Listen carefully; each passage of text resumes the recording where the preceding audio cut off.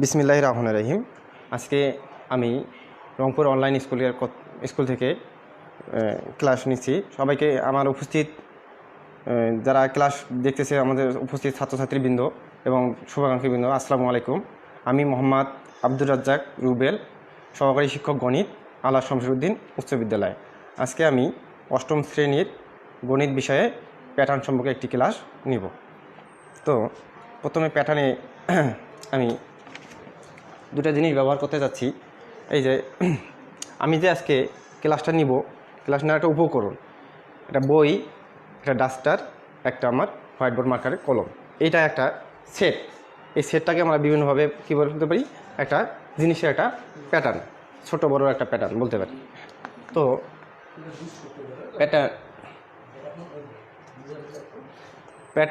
Pattern আলোচনা করতে গিয়ে প্রথমে আমি ম্যাজিক বর্গ নিয়ে আলোচনা করবো। আজকে প্যাটার্নের একটা অংশ হচ্ছে ম্যাজিক বর্গ।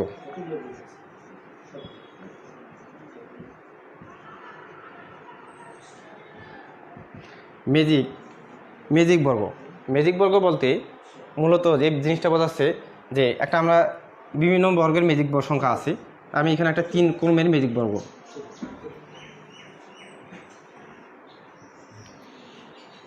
ম্যাজিক বর্গ আমরা এমনভাবে হিসেব করব যে যাতে যেখানে কোনাকুনি, এই দুই পাশে কোনাকুনি অথবা সোজা অথবা এই দিক দিকে যে পাশ দিয়ে যোগ করি না কোনো, যোগফলটা সবসময় একই হবে। সেটা আমি একটা আজকে এই মুহূর্তে 3 ক্রমের ম্যাজিক সংখ্যা আট করব।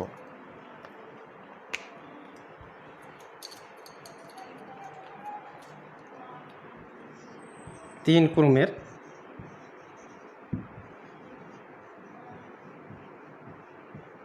ম্যাজিক বর্গ। 3 ক্রমের ম্যাজিক বর্গ নির্ণয় করতে গিয়ে আমি আগে সংখ্যা নেব। 3 ক্রমের ম্যাজিক বর্গের সংখ্যা লাগবে আমাকে 9টি। তো 9টি সংখ্যা নেব আমরা। 1 2 3 4 5 6 7 8 9। 9টি সংখ্যা। 9টি সংখ্যা আমরা 3 ক্রমের 9টি ঘরে এমনভাবে বসাবো যাতে যোগ করলে, চতুর্দিক দিয়ে যোগ করলে যোগফলটা সবসময় সমান হয়। যেমন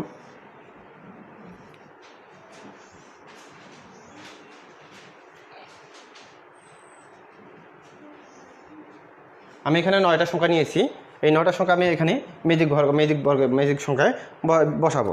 তা প্রথমে আমাকে আগে চিহ্নিত করতে হবে যে এই 9টা সংখ্যার মধ্যে মাঝখানে কোন সংখ্যাটা আছে। 1 2 3 4 5। আবার এদিক থেকে 1 2 3 4 5। এই যে মাঝখানে যে সংখ্যাটা, মধ্যক সংখ্যাটা, এই সংখ্যাটা আমরা এই সংখ্যাগুলোর মাঝখানে বসাবো। মাঝখানে বসানোর পর বাকি কি, এই যে সংখ্যাটা আমি বসাইলাম, এই সংখ্যাটা জোড় কি বিজোড় আমাকে আগে নির্ণয় করতে হবে। যদি বিজোড় সংখ্যা হয় তাহলে বাকি জোড় সংখ্যাগুলো আমাকে ইন্ডিকেট করতে হবে। 2 3 7 9, এই সংখ্যা 4টে এখন বসাইতে হবে আমাকে। তাহলে আমি প্রথমে কী শুরু করবো, 9 উল্টার দিক থেকে। 9 3 5 তো বিজোড় সংখ্যা বসাইছি। 9 7 3 1। তাহলে আমরা যদি এখন যোগ করি, 8 5 13, 13 2 15, 5 6 11, 11 আর 4 15, 5 আর 1 6, 9 6 15। মানে আমি এই দিক দিয়ে যোগ করব, তবু 15 হচ্ছে। এদিক দিয়ে যোগ করব, 5 6 11, 11 আর 4 15। আমি যদি এখন মনে করি যে এই দিক দিয়ে যোগ করব, 7 5 12, 12 5 3 8, 8 7 15। চতুর্দিক দিয়ে আমরা যোগ করলে যোগফলটা 15 হচ্ছে। এটা হচ্ছে আমাদের 3 ক্রমের ম্যাজিক সংখ্যা। আমি আমার মতো করে সংখ্যাগুলো নিয়েছি। এখন আমরা যদি কেউ কখনো মনে করি যে আমার এবার অন্য সংখ্যা দেব, যেমন 7 7 8 9 10 11 12 13 14 15 1 2 3 4 5 6 7 8 9, 9টা সংখ্যায়। এই সংখ্যাগুলো যদি আমি এইখানে এই সিস্টেম মতো, মানে পদ্ধতি মোতাবেক বসাই, তবু কিন্তু যোগফল 15 হবে। এটা আর একটা দেখাই দিই আমি। তারপর তোমরা ইচ্ছা করলে বাড়িতে যে কোনো সংখ্যার ম্যাজিক বর্গ নির্ণয় করতে পারবা।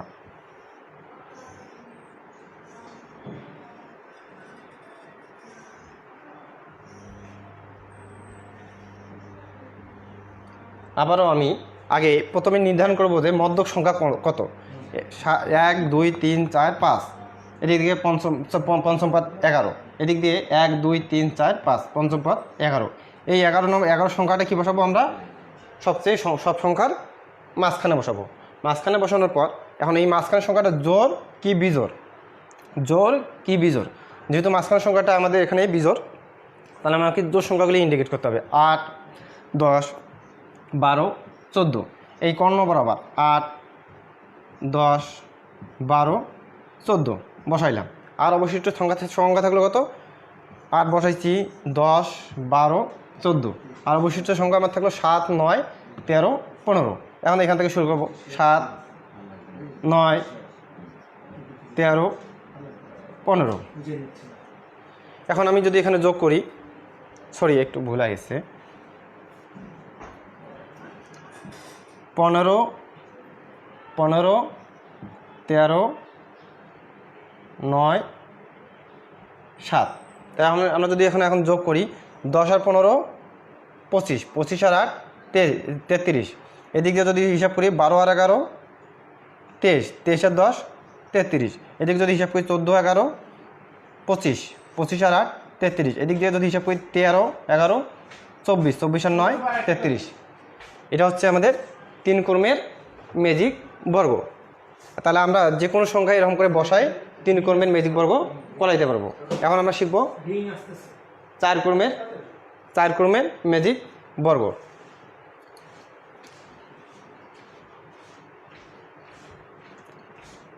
4 ক্রমের ম্যাজিক বর্গ। 4 ক্রমের ম্যাজিক সংখ্যা নির্ণয় করতে গিয়ে আমরা সংখ্যা নেব প্রথমে, শেখার জন্য প্রথমে আমরা 16টা সংখ্যা নেব। 4 ক্রমের ম্যাজিক বর্গের সংখ্যা আমাদের ঘর লাগবে 16টি সংখ্যা নেব। 1, 2, 3, 4, 5, 6, 7, 8, 9, 10, 11, 12, 13, 14, 15, 16। আমরা 16টা সংখ্যা নিলাম। 16টা সংখ্যা আমি এমনভাবে বসাবো যাতে মানে সোজাসুজি কোনাকুনি যে কোনো দিক দিয়ে যোগ করলে যোগফলটা সমান হয়। 4 ক্রমের ম্যাজিক বর্গের সংখ্যা নির্ণয় করার সময় আমি 2টা ম্যাজিক করবো, ঘর নিব। তার আমার সুবিধার জন্য, আমাদের শেখার সুবিধার জন্য আমরা 2টা ম্যাজিক অ্যাড করব, ম্যাজিক বাক্স।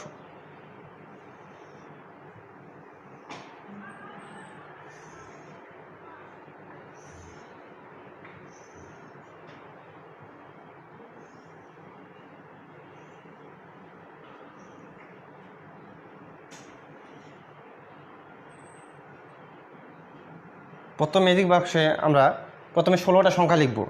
1, 2, 3, 4, 5, 6, 7, 8, 9, 10, 11, 12, 13, 14, 15, 16। 16টা সংখ্যা। এই 16টা সংখ্যাকে আমি এই বাক্স থেকে এই বাক্সে এমনভাবে স্থানান্তরিত করব যাতে চতুর্দিক দিয়ে যোগ করলে যোগফলটা সমান হয়। তাহলে প্রথমে আমি কোনাকুনি কাট দেব। আমার কোনাকুনি কাটার পরে যে সংখ্যাগুলোতে আমাদের কোনাকুনির দাগটা পড়ছে সেই সংখ্যাগুলো আমরা বাদ দেবো। আর যে বাকি সংখ্যাগুলো আছে সেই সংখ্যাগুলো সেই ঘরে বসাবো। যেমন এখানে 2, 2, 3 কোনো ঘরেই পড়েনি, 2, 3। তারপর 5, 8, 5, 8, 5, 8। তারপর বসাবো আমরা 9, 12, 9, 12। তারপর আমরা বসাবো 14, 15। আমি 16টি সংখ্যার মধ্যে অলরেডি 8টি সংখ্যা আমার ম্যাজিক বর্গে বসাইছি, আর বাকি থাকলো 8টা সংখ্যা। 8টা সংখ্যার সময় আমি একটা কাজ করব, এখানে 1, 16, 16 ঘরে বসবে 1 আর 1-এর ঘরে বসবে 16। এখানে বসাবো 16 আর এখানে বসাবো আমরা 1। অলরেডি এটার সংখ্যা বসানো হয়েছে। এখানে আছে 4, এখানে আছে 13, 13 জায়গায় 4, 4-এর জায়গায় 13, স্থান পরিবর্তন। এখানে হচ্ছে 13, এখানে হচ্ছে 4। এখানে 6-এর ঘরে 11, 11-এর ঘরে 6, এখানে বসবে 11, এখানে বসবে 6। এখানে আছে 7, এখানে আছে 10, 10-এর জায়গায় 7, 7-এর জায়গায় 10।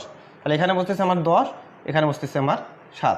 তাহলে আমরা এখন যদি যোগ করে দেখি 16 আর 11, 16 আর 11 হচ্ছে 27, 27 আর 6, 33, 33 আর 1, 34। আমি এদিকে কোনাকুনি গুণ করে যোগ করলাম, যোগ করে হলো আমার 34। এখন আমি এই দিক দিয়ে যোগ করি 13 আর 10, 23, 23 আর 7, 30, 30 আর 4, 34। এখন আমি যদি এদিক দিয়ে যোগ করি 5 আর 11, 16, 16 আর 10, 26, 26 আর 8, 34। আমার চতুর্দিক দিয়ে যোগফলটা আমার 34 হচ্ছে।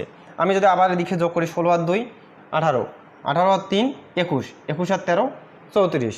আমি যদি একদিক দিয়ে যোগ করি 16 আর 5 21, 21 আর 9 30, 30 আর 4 34। এটা হচ্ছে আমাদের 4 ক্রমের ম্যাজিক সংখ্যা। তাই আমরা অলরেডি 3 ক্রমের এবং 4 ক্রমের ম্যাজিক সংখ্যা নির্ণয় করার পদ্ধতি শিখলাম। আমরা এইভাবে যে কোনো 16টি সংখ্যা নিয়ে 4 ক্রমের ম্যাজিক বর্গ যোগফল সবসময় সমান করতে পারবো। সেটা হচ্ছে কোণাকুণি হতে পারে, সামনাসামনি সোজাসুজি হতে পারে, আবার চক্র আকারে মানে বক্র আকারেও হতে পারে। যে কোনো পাশে যোগ করলে আমাদের যোগফলটা সবসময় 34 হবে। এখন আমরা সংখ্যা হিসাবে আমি এখানে 1 থেকে 16 পর্যন্ত সংখ্যা নিয়েছি। এখন যদি কেউ আবার 16 থেকে 17 পর্যন্ত 16 থেকে 32 পর্যন্ত সংখ্যা নেয়, তার ক্ষেত্রে সেক্ষেত্রে যোগফলটা একটু ভিন্ন হবে, সেটা সংখ্যার পরিপ্রেক্ষিতে। কিন্তু সবসময় অবশ্যই চতুর্দিক দিয়ে কোণাকুণি সামনে মানে ডানে বামে যে কোনো সময় যে কোনো পাশ দিয়ে যোগ করলে যোগফলটা একই হবে, এটা কিন্তু আমাদের মনে রাখতে হবে।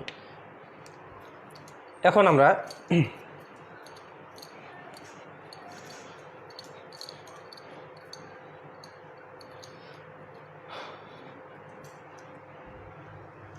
আমরা গণিত বইয়ের একটা সৃজনশীল অঙ্ক শিখব। গণিত বইয়ের প্রথম অধ্যায়ের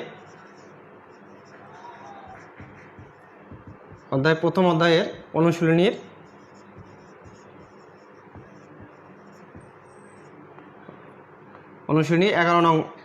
11 নং প্রশ্নের সমাধান।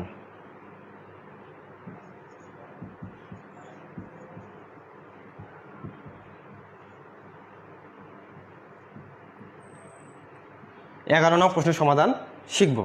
11 নম্বর প্রশ্নের প্রথম প্রশ্নটা হচ্ছে ক নম্বর প্রশ্ন।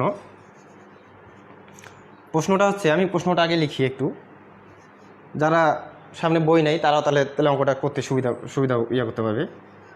29 ও 37 কে দুইটি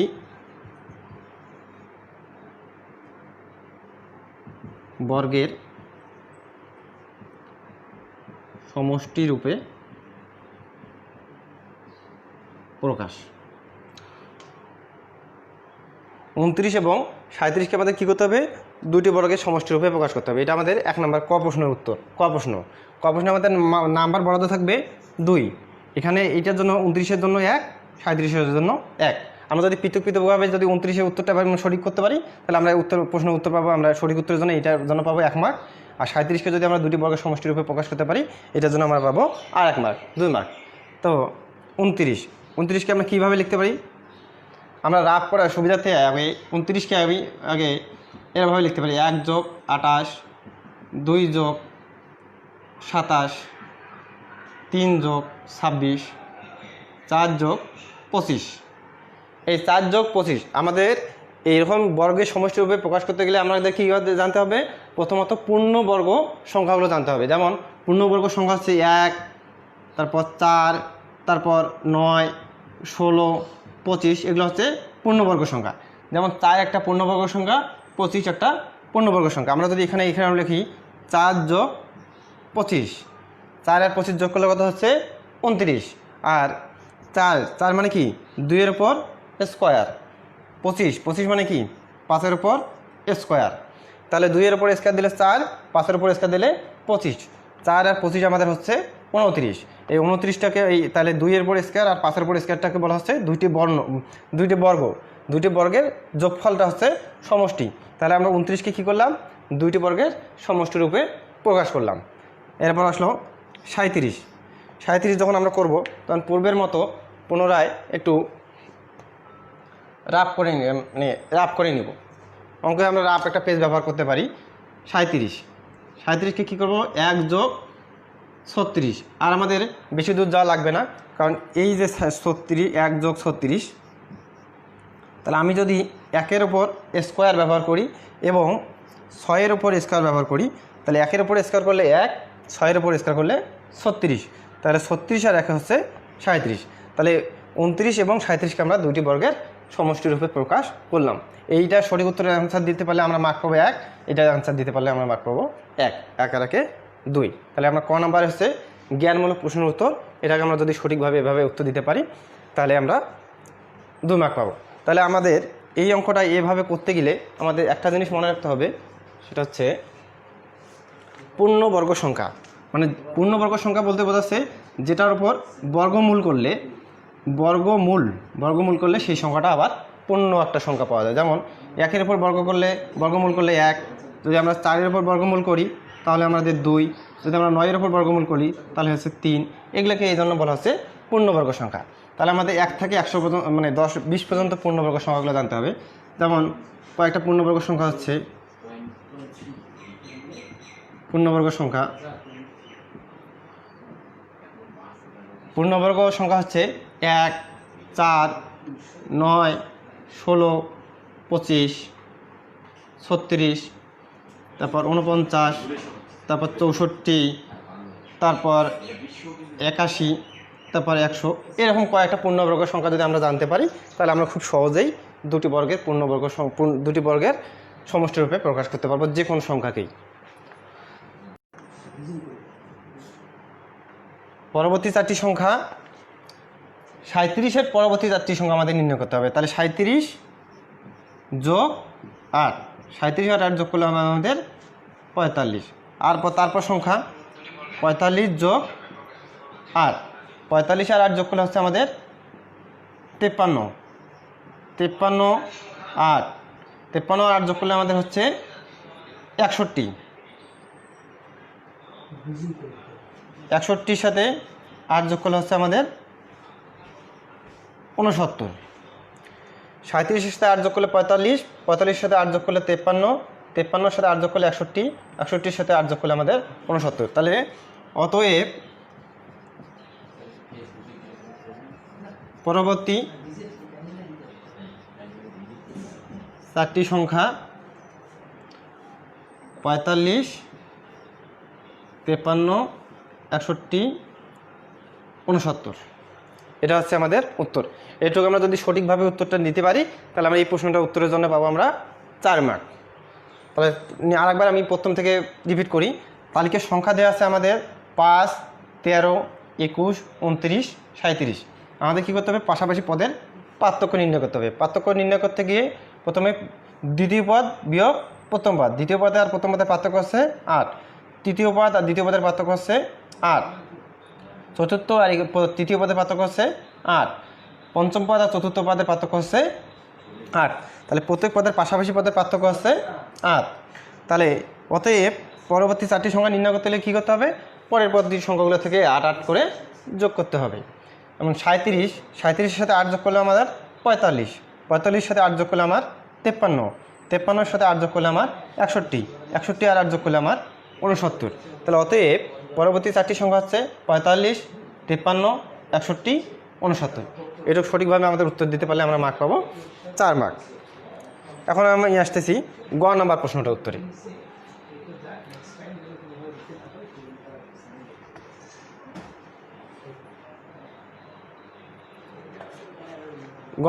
গ নাম্বার প্রশ্নের উত্তরে প্রশ্নটা বলছে তালিকার প্রথম 50টি সংখ্যার সমষ্টি নির্ণয় করো। আবার আমি তালিকার সংখ্যাগুলো লিখি।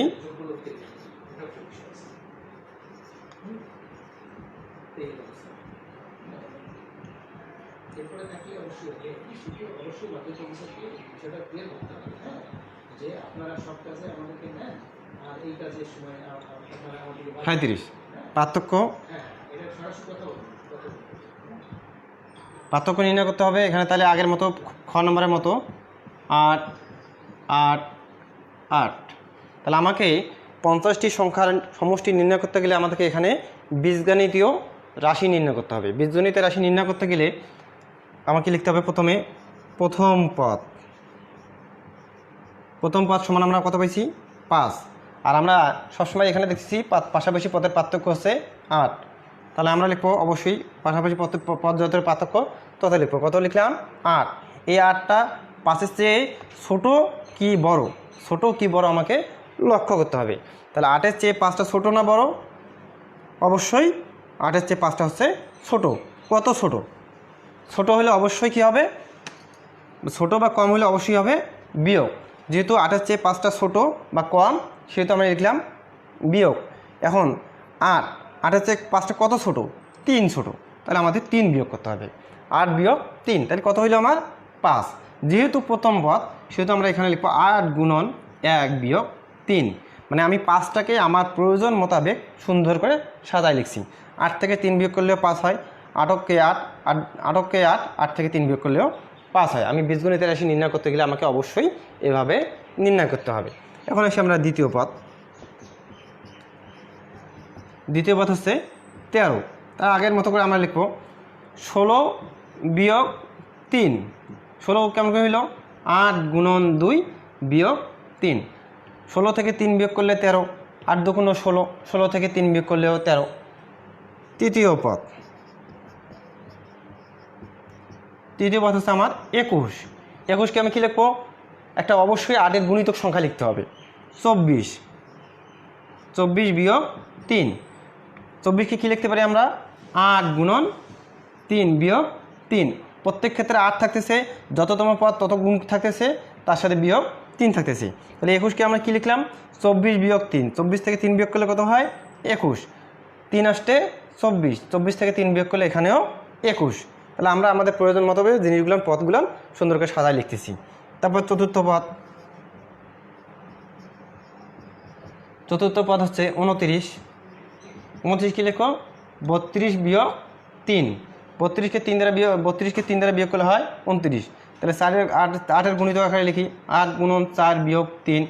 কেন এখানে 4টে কোথা থেকে পেলাম, চতুর্থতম পদ সেজন্য 4, 3 কোথায় পেলাম 3, তৃতীয় পদ সেজন্য 3, দ্বিতীয় পদ সেজন্য 2, প্রথম পদ সেই জন্য এখানে 1। 4 আসতে 32, 32 থেকে 3 বিয়োগ করলে আমার 29। তাহলে এখন এরকম করে যততম পদের নির্ণয় করব সব সময় সব জায়গায় একই রকম আসবে। তাহলে আমরা এখানে ডট ডট ব্যবহার করব। তাহলে কতম পদ কত হবে 8 গুণন ক বিয়োগ 3। 8 বিয়োগ ক গুণন 3। তাহলে অতএব বীজগণিতীয় রাশি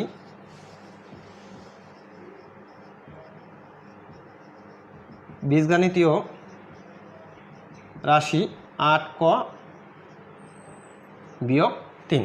আমি এখন আমার অঙ্কটার প্রশ্নের উত্তরটারে বীজগণিতের রাশি নির্ণয় করলাম। কারণ বীজগণিতের রাশি থেকে আমি যে কোনো পদের মান বের করতে পারবো। আমাকে প্রশ্ন বলছে তালিকার প্রথম 50টি সংখ্যার সমষ্টি নির্ণয় করতে। আমাকে যদি এখানে 50টি সংখ্যা নির্ণয় করতে না বলে যদি 75টি সংখ্যা সমষ্টিও নির্ণয় করতে বলতো, তবুও কিন্তু আমাকে এই পদের বীজগণিতের রাশিটা নির্ণয় করা লাগতো। যদি 100টা পদের রাশি 100টা সমষ্টি বের করতে বলতো, তবুও আমাকে বীজগণিতের রাশিটা বের করতে বলতো। এখন প্রয়োজন মোতাবেক আমি তালিকার প্রথম 50টি সংখ্যার সমষ্টি নির্ণয় করব। তাহলে অবশ্যই আমাকে 50তম পদটা বের করতে হবে। অতএব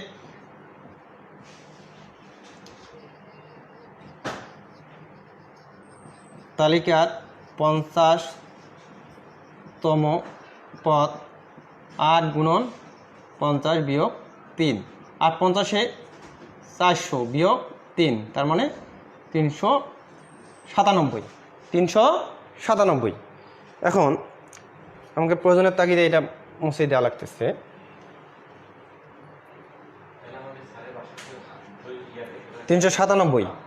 এখন পদ সংখ্যা কয়টা পদের মান বের করব 50টি।